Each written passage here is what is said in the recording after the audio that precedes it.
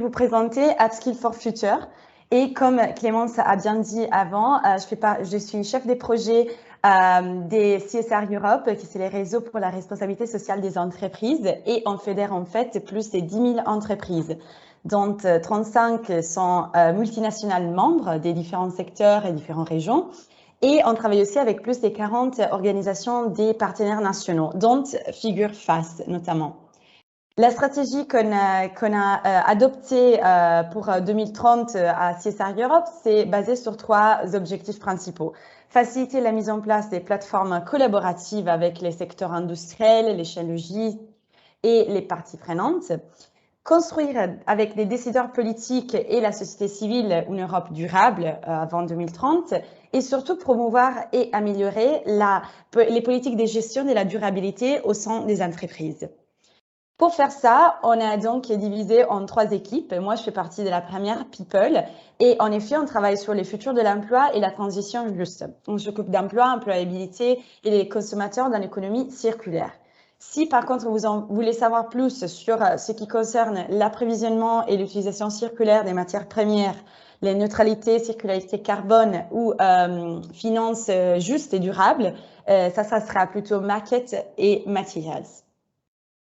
Donc, en venant à exactement qu'est-ce que c'est Upskill for Future et pourquoi on a lancé ces projets, Upskill for Future, c'est un projet qui se base sur l'upskilling et ça a été lancé avec les soutiens de JP Morgan. L'upskilling, c'est dit en fait la formation destinée à augmenter et ou améliorer les compétences existantes afin de permettre la continuation d'un même métier ou d'un même domaine. Donc, ce qu'on a pensé, c'est que c'était vraiment important de souligner l'importance des upskilling parce que de plus en plus, les employés, les personnes ont des compétences qui, dans quelques mois, dans quelques années, vont changer complètement et vont plus être, nécessaires pour les entreprises et pour certaines boîtes. Donc, on est dans un contexte des mutations constantes des métiers et des compétences. Et ça, c'est aussi très bien, lié au fait qu'il y a des nouvelles technologies qui bouleversent les emplois tout le temps. Et surtout, la pandémie et le télétravail ont complètement changé la façon de travailler et les compétences donc que les employés ont besoin d'avoir pour travailler au mieux. Pourquoi on a décidé de lancer et de souligner surtout l'upskilling et on a trouvé que c'était une bonne façon pour résoudre un petit peu ces disruptions de travail? Parce que à travers l'upskilling, on peut anticiper les risques d'obsolescence des compétences. Et on peut donc savoir gérer au mieux les futurs de l'emploi et savoir comprendre quelles sont les compétences et les besoins qui seront nécessaires au futur. C'est donc un investissement pour les futurs. Ça signifie investir maintenant sur les compétences et les personnes qui sont maintenant dans les boîtes pour savoir qu'est-ce qui va se passer après. Ça signifie donc faire de la capitalisation de la culture d'entreprise. Et ça, on le fait surtout parce que les dates et les données, les pourcentages nous montrent que c'est nécessaire. Par exemple, les 56% des entreprises prévoit une perte des compétitivités liée à un déficit des compétences. Donc, c'est quelque chose qui vraiment est très nécessaire à faire maintenant. Et comment donc implémenter des stratégies d'upskilling? En premier lieu, en faisant des diagnostics des compétences nécessaires ou manquantes, donc faisant ce qu'on appelle skill gap, et en développant des stratégies ad hoc.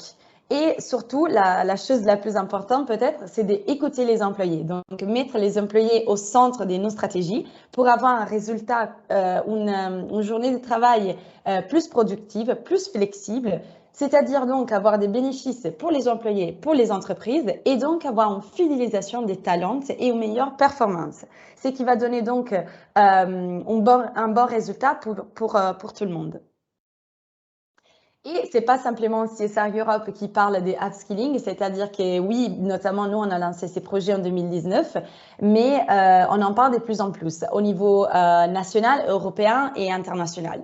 Notamment pendant le SDG Summit 2021 qui vient de terminer, on a eu comme leader politique et économique des entreprises Nicolas Schmitt, commissaire à l'emploi et aux droits sociaux de la Commission européenne, mais aussi des exponents des Accenture, Total Energies, PwC et tout le monde, comme vous pouvez voir dans des petits extraits de ce qu'ils ont dit dans leur discours. Ils ont tous parlé de l'importance vraiment des entreprises de s'engager pour réduire les inadéquations et relever les défis de la qualification de leurs employés, comprendre comment rapidement adapter à l'environnement qui va se transformer à cause de la transformation digitale, numérique, mais aussi de Covid-19. Donc, c'est quelque chose de vraiment, comme on appelle un hot topic. C'est quelque chose dont tout le monde parle maintenant et c'est quelque chose qui va vraiment faire au plus vite parce que c'est ça, comme je disais avant, qui va déterminer aussi le futur des entreprises. Comment faire du upskilling dans le concret? Ça, c'est quelque chose que les entreprises peuvent faire en passant à l'action au niveau national, donc notamment comme on va voir après grâce à des organisations comme FAS ou Manpower, ou sinon au niveau européen, comme je disais, à travers nous, CDFOP, la Commission européenne, ou aussi des entreprises comme JP Morgan, par exemple, à travers lesquelles on a donc lancé les projets même Upskill for Future. Les projets, donc, en soi, veut mettre les solutions à court terme, c'est-à-dire embaucher et licencier à côté, et on veut plutôt mettre au centre de notre stratégie les transitions durables de la main-d'œuvre. C'est-à-dire que si avant les employés étaient embauchés et après licenciés les moments où ils n'avaient plus les compétences nécessaires pour les entreprises, maintenant on veut travailler afin que ces compétences soient adaptées et soient réutilisées pour le futur. Pas changer l'employé, mais changer les compétences. La mission, c'est donc montrer comment les transformations des ressources humaines peuvent soutenir l'employabilité des travailleurs vulnérables. Travailleurs vulnérables, pour nous, c'est tous les travailleurs qui sont au risque de perdre leur emploi en raison des progrès technologiques et des restructurations des entreprises. Et les projets en soi, on l'a lancé dans 4 pays avec 33 entreprises, 14 secteurs différents et 5 organisations des partenaires nationaux que vous pouvez voir. Donc, Espagne, France, Italie et Pologne. Et dans cette fiche, par contre, vous pouvez voir les 33 entreprises qui font partie du projet. Mais comme c'est un topic, c'est un sujet, un thème très, très important pour nous, on est sûr qu'on va continuer à travailler sur ça. Et donc, vous êtes toujours bienvenus. Et si vous voulez rejoindre les projets ou d'autres projets similaires qu'on fera, vous êtes vraiment bienvenus à le faire. Mais ça, c'était pour vous donner un petit peu l'idée que on a quand même pas mal des multinationales très grandes qui travaillent avec nous. Les projets en soi, il est divisé en 3 parties. Ça a commencé en janvier ou mieux décembre 2019, janvier 2021 et ça va terminer en juin 2022. On l'a divisé en 3 parties. Assessment des ressources humaines, activité pilote, évaluation finale. Assessment des ressources humaines, ça signifie en fait qu'on a fait une enquête. On a vraiment fait une analyse dans les entreprises qui faisaient partie du projet. Donc, on a compris les résultats majeurs de notre enquête étaient ce qu'on attendait un petit peu. C'est-à-dire, les travailleurs vulnérables ne sont pas au cœur des stratégies RH.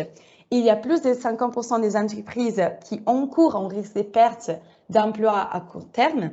Et il y a 58% des entreprises qui ont fait des stratégies de upskilling en raison du Covid-19. Et tous ces résultats, on les a écrits surtout dans un leaflet qu'on a créé, comme vous pouvez voir à votre droite. Ça a été une enquête qu'on a publiée. Donc, c'est disponible, si vous voulez, sur notre site Internet. La deuxième partie, la deuxième phase de notre projet, c'est la phase dans laquelle on se trouve maintenant, comme vous pouvez voir dans la petite flèche en bas. Et c'est les moments où les organisations des partenaires nationaux soutiennent les activités pilotes. C'est-à-dire en fait que les OPN en fait ont aidé les entreprises pilotes à mettre en œuvre des activités pilotes au niveau national. Ils ont élaboré des plans d'action. Et en gros, ils ont sensibilisé surtout les PME. Les activités, les plans pilotes sont quoi? Sont en gros des activités qui ont été créées pour combler les lacunes dans les entreprises qui étaient déjà vues et qu'on avait déjà analysées à travers la phase 1. Donc, à travers la première phase, on a vu qu'est-ce qui manquait dans chaque entreprise et on a donc développé des plans d'action pour combler ces lacunes-là. Et un exemple des activités, ça pourrait être par exemple les ateliers des FAS. Enfin, l'évaluation finale, c'est la dernière phase de notre projet Upskill for Future qui va commencer en 2022. On va évaluer, donc on va faire une évaluation finale des activités et du projet. Donc, on va créer un document d'évaluation développé par nous. On va analyser les stratégies adoptées dans les entreprises et on va vraiment comprendre quel impact a eu les projets sur les employés. Et surtout, on va rédiger un livret sur toutes les activités menées lors du projet. Et donc, comprendre un petit peu l'impact des stratégies, l'impact du projet sur les entreprises, sur les OPN et en général sur l'amélioration pour les employés vulnérables. Et notamment, on espère, on pourra enfin avoir une conférence finale pour se rencontrer, comme vous pouvez bien imaginer, jusqu'au maintenant, à cause de la Covid, on n'a plus pas s'est rencontrés. Et enfin, je voudrais terminer pour juste dire que au niveau européen, on est très actif, notamment parce qu'on travaille surtout pour une transition verte et numérique. Donc, en tant que CSR Europe, on est signataire du pacte pour les compétences. Et on est bien aligné avec les stratégies européennes en matière de compétences. Donc, vous pouvez voir en bleu les compétences pour l'emploi, les traitements d'ensemble des compétences de chaque individu, les soutiens en compétences d'un niveau inférieur ou les formations ciblées. Tout ça, c'est des targets, des choses qui étaient nécessaires à faire selon la stratégie européenne en matière de compétences et qui font partie du pacte pour les compétences. Et c'est les points d'action que Upskill for Future notamment soutient et supporte. Et donc, on est absolument en ligne avec les programmes de l'Union européenne en ça. Notre accession pour le futur, c'est donc continuer une poursuite des déploiements dans 4 pays, s'expandre, donc notamment essayer d'avoir une expansion vers d'autres pays et une approche sectorielle ou industrielle. Et notre mission continue à être et à souligner que les ressources humaines doivent adopter une approche inclusive de l'employabilité et s'assurer que personne n'est oublié ou mis à côté. Merci beaucoup. Et si vous voulez savoir un peu sur les projets Upskill for Future en général sur CSR Europe, ce qu'on fait, vous pouvez bien m'envoyer un message ou me rejoindre sur LinkedIn.